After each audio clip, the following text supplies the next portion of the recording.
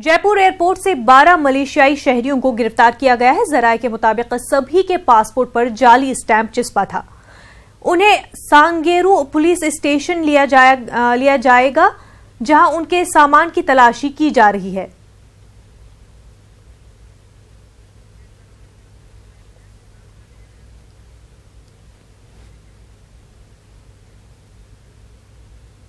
हमारे नुमाइंदे पुष्पेंद्र इस वक्त हमारे साथ जुड़ चुके हैं। पुष्पेंद्र, आपसे जानना चाहेंगे क्या है पूरा मामला?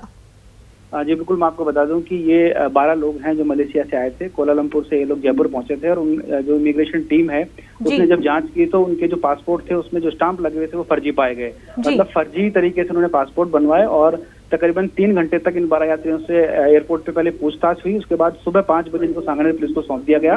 पुलिस अभी इनसे पूछताछ कर रही है और बात ये भी सामने आ रही है कि कोई दलाल के थ्रू ये लोग गए थे, तो शायद उस दलाल ने ये सारी धांधली करी है। जी पुष्पेंद्र, और इस वक्त उनके सामान की तलाशी ली जा रही है, उनसे भी पूछताछ हो रही है, तो क्या कुछ पता चल पा रहा है?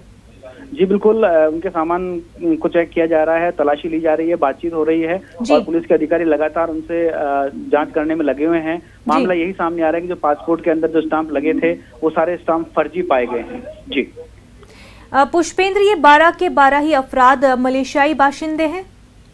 नहीं, ये रहने वाले भारत के हैं लेकिन मलेशिया में काम करते थे और वहां से वापस जयपुर आए थे। तो वहां से जो पासपोर्ट लेकर आए हैं तो उसके अंदर ये धांधली पाई गई है और जो दलाल उनको जिसने भेजा था उस दलाल को भी ट्रेस आउट करने के लिए पुलिस लगी हुई है। जी पुष्पेंद्र, और जिस दलाल के जरिए इनको वहां पे भेजा गया था, क्या उससे पूछताछ हो पाई है?